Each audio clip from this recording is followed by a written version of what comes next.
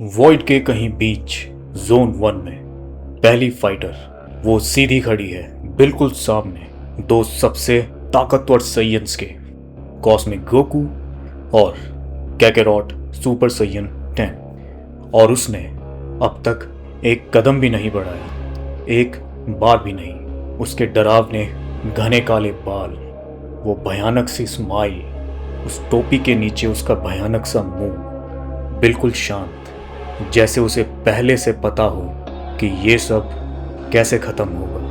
पर cosmic Goku का हाथ, वो हाथ जिसमें पूरे ब्रह्मांड की शक्ति है, वो कांप रहा है। उस पे बना वो कॉस्मिक पैटर्न, वो जलने और बुझने लगता है। वो गोकू के कंट्रोल से बाहर हो जाता है।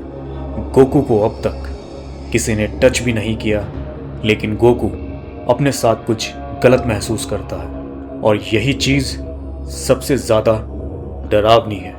गोकू अपने हाथ को देखता है, फिर धीरे से उस फाइटर की तरफ, और बहुत समय बाद हमें गोकू की आंखों में कॉन्फिडेंस नहीं, कंफ्यूजन दिखता है। वो मेरी कॉस्मिक एनर्जी चुरा रही है, गोकू धीरे से बोलता है। तो इसी तरह उन्होंने वॉइड की दरारें इतनी जल्दी बंद की थी। उधर दूसरी तरफ कैकेरॉट सुपर सैयन 10 ब्लू उसे ध्यान से देख रहा है। एक सैयन की सारी इंस्टिंक्ट्स एक साथ जग जाती हैं। उसके खड़े होने का तरीका, उसकी बॉडी का पोस्चर, उसके सांस लेने का तरीका। पर कैकेरॉट एक भी चीज को भांप नहीं पाता, ना कोई की, ना कोई एनर्जी और ना ही कोई सांस। ये कोई फाइटर नहीं है, कैकेरॉट धीरे से कहता है, जैसे ये वर्ड्स खुद उसे डरा रहे हैं। ये कुछ और है। लेकिन कैकेरॉट अपना पेशेंस खोने लगता है। वो फैसला लेता है, मैं दोनों को खत्म कर दूंगा यहीं अभी। पर रेगुलेटर बस उन दोनों सैयन्स को देखती रहती है। पर कैकेरॉट एक कदम भी आगे बढ़ाए उससे पहले, जहां 3 जोन्स ग्रैंड प्रीस्ट के लिए एक चेस बोर्ड के पीसेस की तरह लटके हुए हैं, ग्रैंड प्रीस्ट अपनी आंखें बंद कर लेते हैं। वो अपनी शक्तियों से 3 चमकती हुई थ्रेड्स निकालते हैं, एक थ्रेड हर जोन की तरफ। कैकेरॉट को पहली मिलती है और एकदम से ग्रैंड प्रीस्ट की आवाज कैकेरॉट के दिमाग के अंदर आ जाती है। कैकेरॉट, रेगुलेटर पे फोकस करो, गोकू से मत लड़ो, ये तुम्हारे लिए मेरा ऑर्डर है। कैकेरॉट अपने दांत भींचते हुए 1 सेकंड से भी कम समय में जवाब देता है, समझ गया। पर उन्हीं ठंडी आंखों के पीछे असली जवाब दम घोट के चल रहा है, ठीक है, मैं खेल लूंगा। उस कायर ने गॉड्स का रास्ता चूज किया, हर सैयन की बेइज्जती की, पर अभी उसे मारना ठीक नहीं होगा। नहीं, उसे सबके सामने मारना होगा, पूरे वॉइड में, तब कुछ मजा आएगा। ग्रैंड प्रीस्ट ने अपना ऑर्डर दे दिया। कैकेरॉट ने खुद को एक अलग ही ऑर्डर दिया है। जोन 2, 2 मॉन्स्टर्स एक जगह। जिसने अभी अपनी कॉस्मिक स्ट्रेंथ के अंदर कुछ ताकतवर छुआ है, और ब्लैक फ्रीजर, वो एलियन जिसने एक नई शक्ति को हासिल किया, जोन 2 में खड़े हैं, इंतजार कर रहे हैं दोनों के बीच की बात का। पर अभी दोनों ने ये तय नहीं किया है कि वो एक दूसरे के खिलाफ लड़ेंगे या एक दूसरे की टीम बनाकर। फिर ग्रैंड प्रीस्ट की दूसरी थ्रेट आ जाती है, वो फ्रीजा के दिमाग में घुस जाती है। फ्रीजा के सर में अचानक से बहुत दर्द होता है। वो चौंक जाता है। फ्रीजा, जिरेन तुम्हारा जोन पार्टनर है। तुम उसके साथ मिलके उस रेगुलेटर के खिलाफ लड़ो।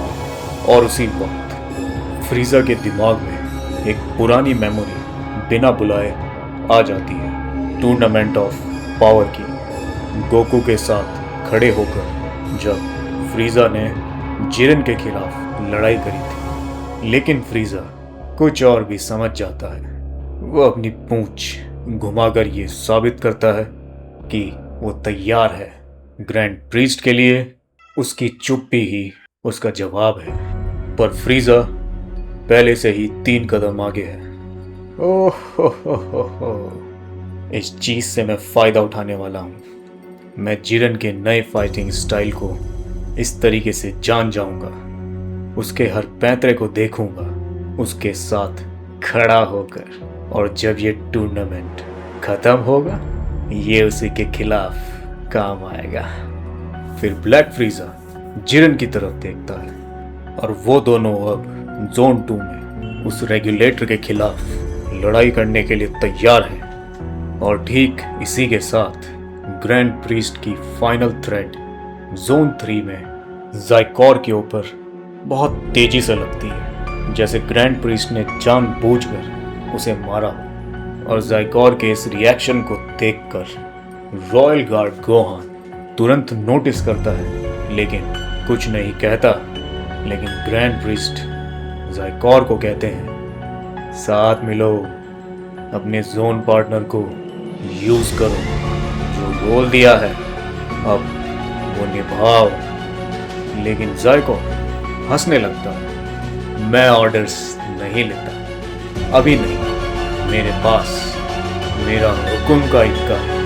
मैं इन दोनों को अपने तरीके से खत्म करूंगा। अचानक से ज़ाइकोर को एक झटका लगता है, मानो उसके ही शरीर से कंट्रोल खो गया हो।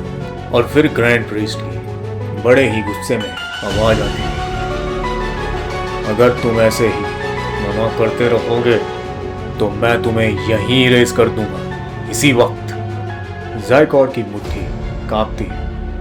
वो अपने सैयन और काई के प्राइड दोनों को एक साथ जलाते हुए बोलता है, ठीक है। एक शब्द। ये पहली बार था कि ज़ाइकोर ने अपनी जिंदगी में ऐसा कुछ बोला हो। लेकिन ज़ाइकोर के पास भी एक और प्लान था। ये सारे लोग मेरे काम आएंगे। मैं इन्हें थका दूंगा और जब सही मौका आएगा मैं वो ले लूंगा जो मैं लेने आया था, अपने तरीके से। और यही है ज़ाइकोर की सच्चाई। इन तीनों जोन से बहुत ऊपर ऑब्जर्वर प्लेटफॉर्म पे दोनों ओमनी किंग्स, प्रेजेंट जेनो और फ्यूचर जेनो, और दूसरे डायमेंशन से आया एक और ओमनी किंग जो कि एक सैयन है, ओमनी किंग वेजिटा, अपनी बाहें मोड़े हुए कुछ सोचते हुए। और उसके साथ ड्रैगन इंस्टिंक्ट बारडॉक। वो ग्रैंड प्रीस्ट की तीनों थ्रेड्स को ट्रैक करता है, जैसे ही वो भेजी गई थी। कब, कहाँ, कैसे, उसने सब पकड़ लिया। ये देख रहे हो ओमनी किंग वेजिटा, बारडॉक कहता है, उसकी आवाज धीमी और शांत।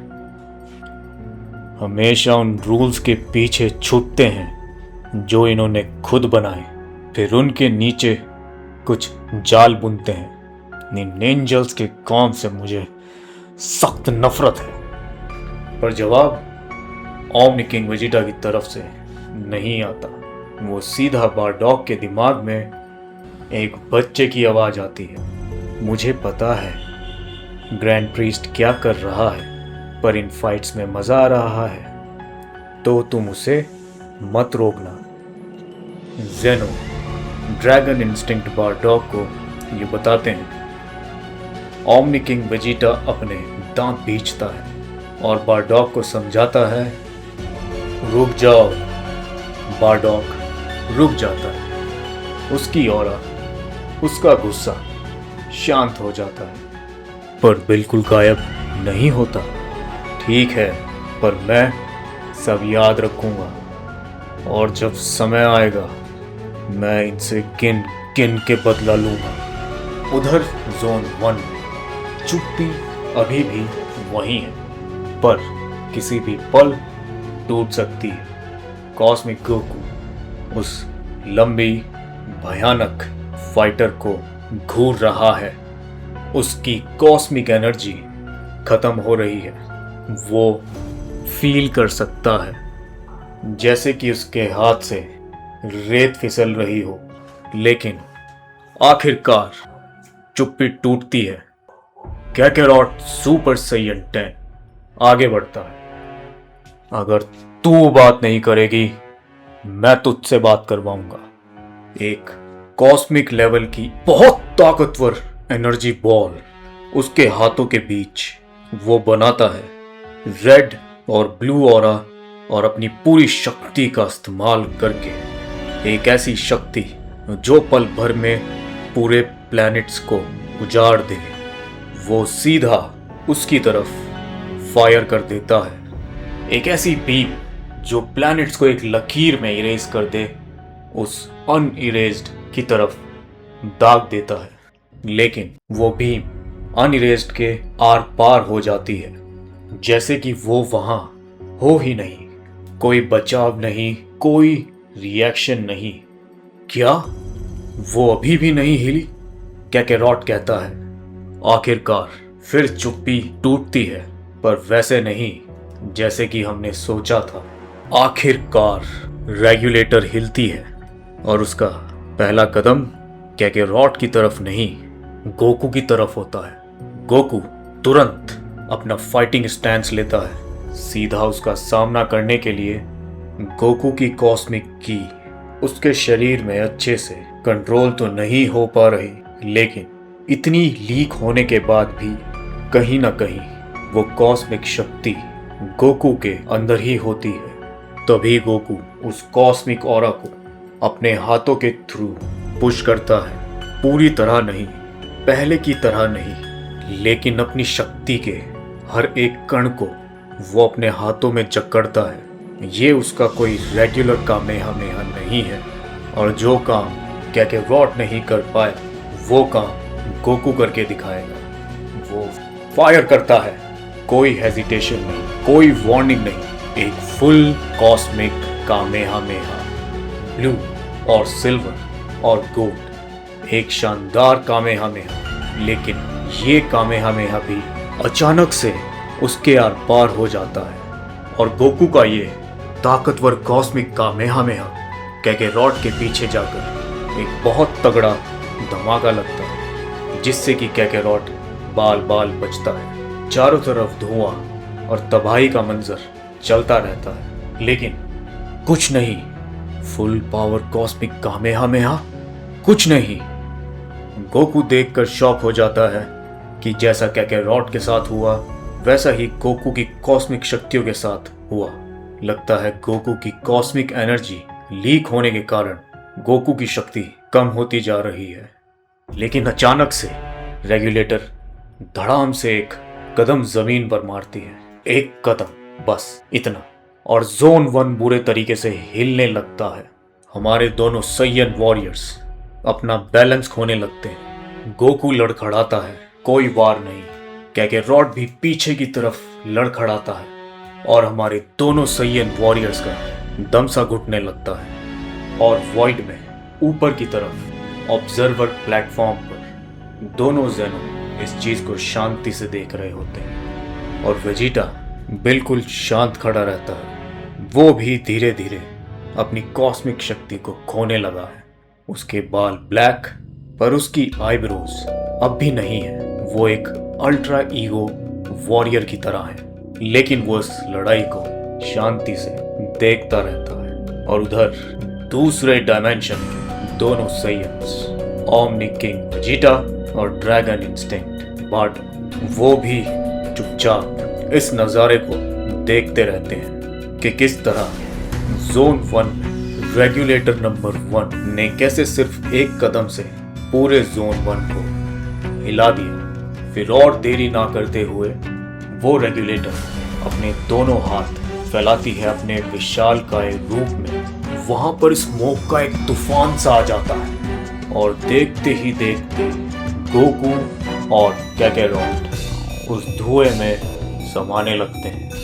तभी हमें आसमान की तरफ उस खतरनाक अनइरेज्ड की दो लाल चमकती आंखें दिखती हैं और स्मोक में एक पोर्टल सा बनने लगता है और पल भर में ही उस पोर्टल में से हमें दिखती है चीची टेंशन में खड़ी हुई और वो उस गाढ़े धुएं में से पैर बाहर रखकर जोन 1 में आ जाती है। चीची? गोकू चौंक जाता है। जो उसने अभी अभी देखा उसे अपनी आंखों पर यकीन नहीं होता। तुम यहां क्या कर रही हो? बैरियर कैसे क्रॉस किया तुमने चीची? वो वॉरियर जो इमॉर्टल्स को टक्कर दे सकता है उसकी आवाज कांप रही है, क्योंकि चीची के पास वो पावर है जो ब्रह्मांड में और किसी के पास नहीं है।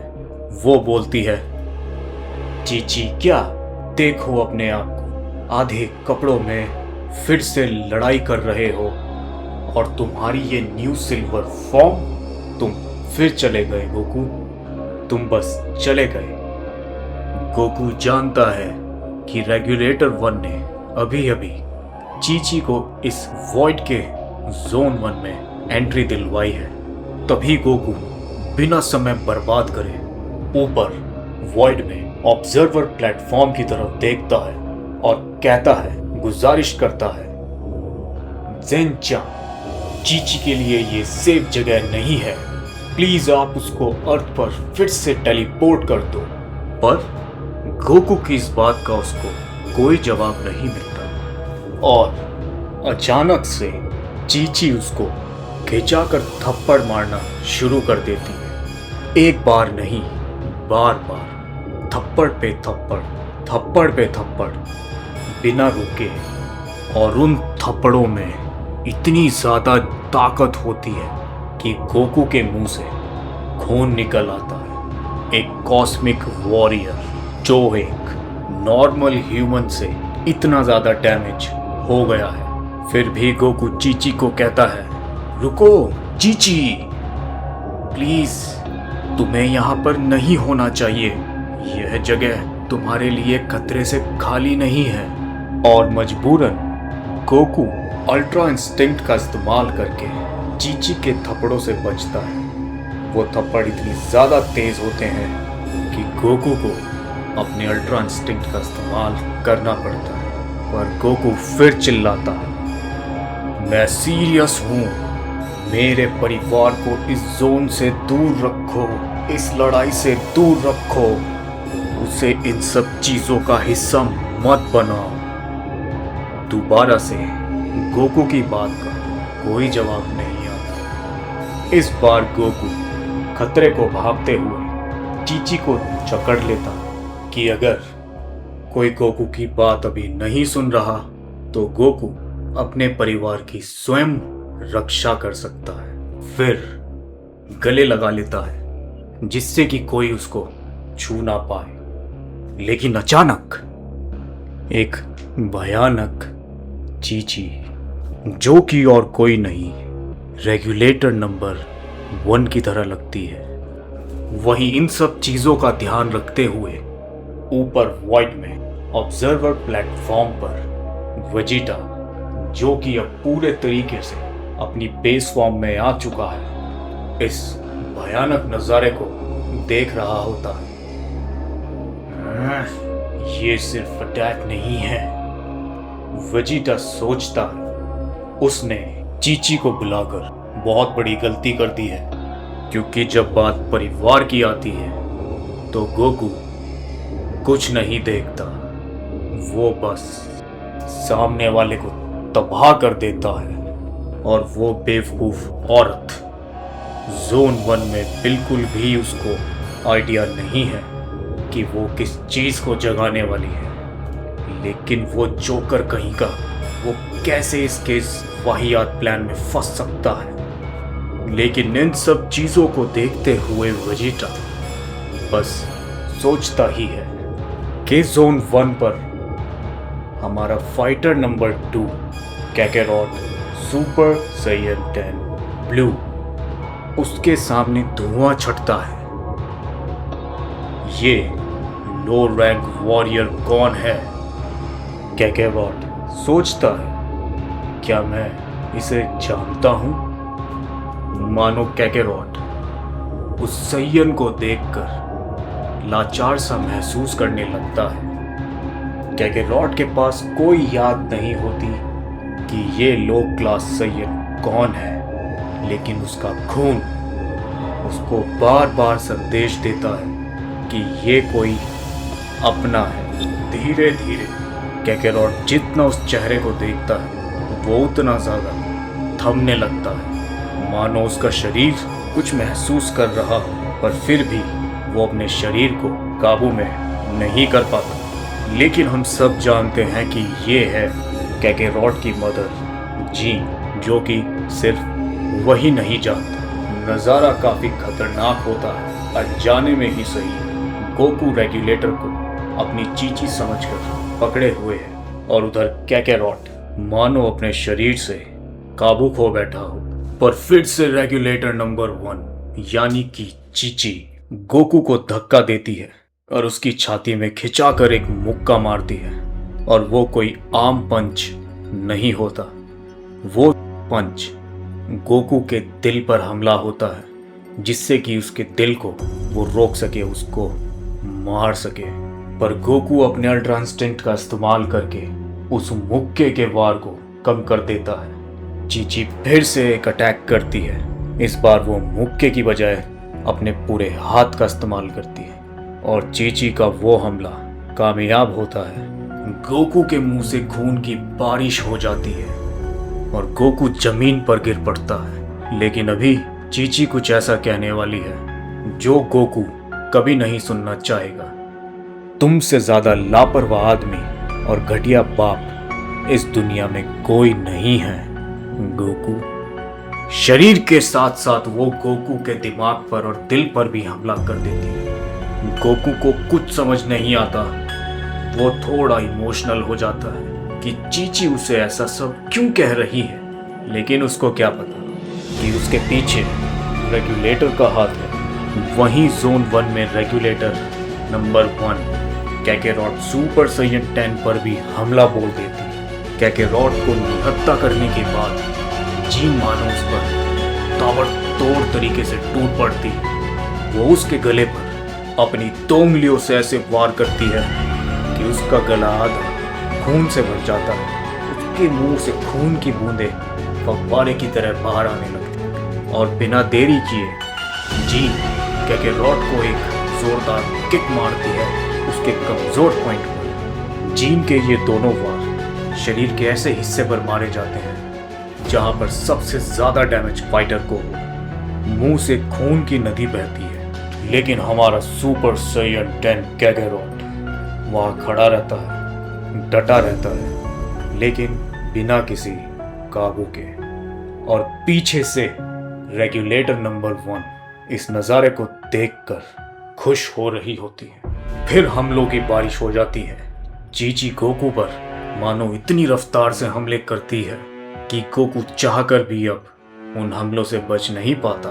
और दूसरी तरफ जीन कैकेरॉट को मार मार कर घुटने पर ले आती है, और देखते ही देखते दोनों सैयन वॉरियर्स जमीन पर फैल जाते हैं, मानो उन्होंने हार मान ली। तभी ऊपर ऑब्जर्वर प्लेटफॉर्म पर ड्रैगन इंस्टिंक्ट बारडॉग सब देख रहा होता है, और वो बोलता है, जी। शांति से ज्यादा भारी बारडॉग के शब्द बता रहे हैं कि वो कितना ज्यादा गुस्से में है कि बारडॉग रुक नहीं पाता, और सिर्फ उसके गुस्से से ही रेलिंग पिघलने लगती है। मानो अब बारडॉग नहीं रुक पाएगा कि बारडॉक बस लगभग रेलिंग को तोड़ ही देता है कि तभी वो एक लंबी सांस लेता है। एक ओमनी किंग लेवल का सैयन वॉरियर जिसको मानसिक और शारीरिक तरीके से हराना मानो नामुमकिन था, वो अभी अभी अपना आपा खोने वाला था। कुछ तो बात है इस रेगुलेटर 1 में कि ओमनी किंग वेजिटा उसको बताते हैं कि वो उनके दिमाग से खेल रही है बारडॉक, उनको ये लड़ाई खुद ही लड़नी होगी। उनकी जिंदगी में अब तक क्या हुआ है इससे हमारा कोई लेना देना नहीं। पर बारडॉक कहता है कोई भी फाइटर कितना भी ताकतवर हो, वो अपने परिवार के खिलाफ लड़ने के लिए नहीं ट्रेनिंग करता है। और इसी चीज का फायदा उठाकर रेगुलेटर नंबर 1 ने गोकू और कैकेरॉट को निहत्था कर दिया। पर ओमनी किंग वेजिटा कुछ अनुमान के बीच में होते हैं। अगर मेरे डायमेंशन के कैकेरॉट का बेटा इस लड़ाई में होता तो वो इस चीज से काफी आसानी से बाहर आ जाता। और ओमनी किंग वेजिटा की नजर उन पर गड़ी होती है। पर अगर उसने इन दोनों को उस लेवल के मेंटल ट्रैप में फंसाया है तो ये रेगुलेटर्स इमॉर्टल्स की तकनीकों के बारे में काफी अच्छे से जानते हैं। और इससे भी बड़ी एक मुसीबत सबका इंतजार कर रही होती है। गोकू क्यों रुक गया? क्या वो थक चुका है? ज़ेनो गुस्सा करते हुए इस बात को बताते हैं। कहते हैं मुझे गोकू सैड लग रहा है, मुझे सैड पसंद नहीं, उसे फाइट कराओ। फ्यूचर ज़ेनो कहते हैं। दोनों ही ज़ेनो नाराज से लग रहे हैं, जो कि सबके लिए बहुत खतरनाक बात लगती है। यहाँ मेन ग्रैंड प्रीस्ट के लिए कुछ ज़्यादा ही। लेकिन फिर भी दोनों महान ज़ेनो इस फाइट को एंजॉय करने के लिए बैठे रहते हैं। जोन 1 में वापस गोकू एकदम निढाल पड़ा है, खून में लथपथ, और दूर से रेगुलेटर नंबर 1 उसको देख रही है। उसकी ईविल स्माइल इस बात की तरफ इशारा करती है कि उसका प्लान सक्सेसफुल है। कि तभी वो चीज होती है जिसका सबको इंतजार था। गोकू की उंगली बहुत हल्की सी हिलती है और मानो उस रेगुलेटर 1 की हंसी टूट चुकी है, जैसे कि उसने कुछ ऐसा भांप लिया हो जिसकी उसे उम्मीद भी ना हो। गोकू की कातिलाना आंखें, मानो कि गोकू जाग गया हो। वो उठता है और अपने मुंह को धीरे से खोलता है। तुम मेरी चीची नहीं हो। एक मूवमेंट और मानो सब पलट जाता है। जिस चीज का हम सब बेसब्री से इंतजार कर रहे थे वो पल आ गया। अभी अभी जिस इमॉर्टल टेक्निक का ओमनी किंग वेजिटा ने जिक्र किया वो टूट चुकी है कि एक और जंग शुरू होने वाली है। जोन 2 में बहुत ही शांति का माहौल, हर फाइटर अपनी जगह स्थिर खड़ा है। पर अब बहुत हुआ।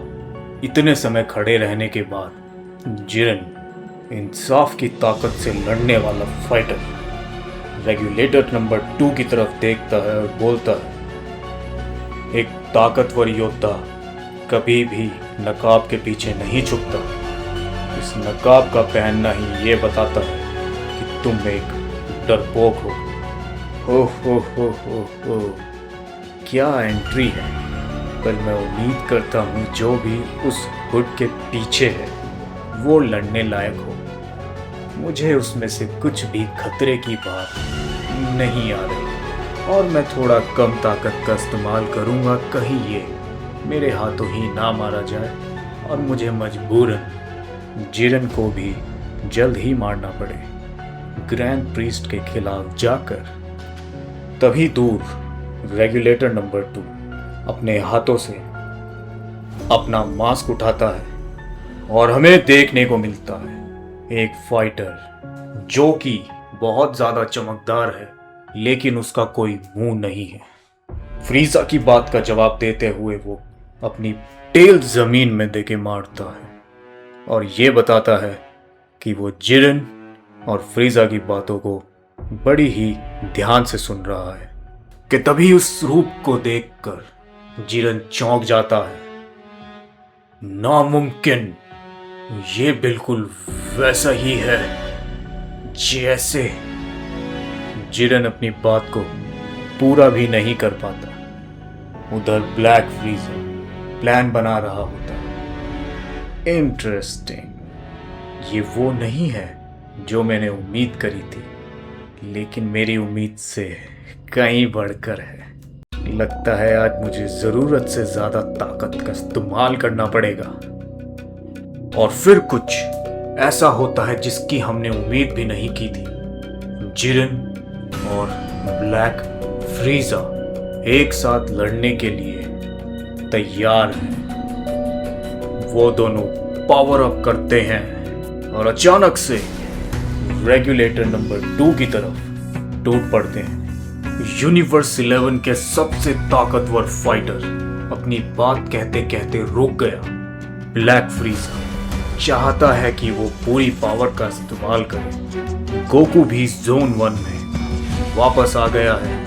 कैकेलॉट का अभी भी कुछ अता पता नहीं है और जोन 3 का तीसरा रेगुलेटर अभी भी अपने आप को छुपाए हुए है। रॉयल गार्ड गोहान और ज़ाइगोर उम्मीद कर रहे हैं कि जल्द ही उनका मैच भी शुरू हो। और इन सब चीज़ों के ऊपर वाइट ग्रैंड प्रीस्ट अपनी बालकनी में खड़े हैं। उंगलियां कांप रही, डर से नहीं लेकिन खुशी से, अपने हजारों सालों के सपने को पूरा होता देख धीरे धीरे मानो ग्रैंड प्रीस्ट एक नया ही रूप ले रहे हैं। और वॉइड से परे एक और रहस्यमय फाइटर आ रहा है जिसने पिछले चैप्टर में ग्रैंड प्रीस्ट से पहले ही बात कर ली थी।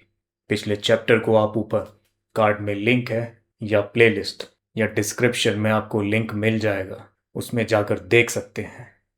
और एम करते हैं 2000 लाइक्स के लिए।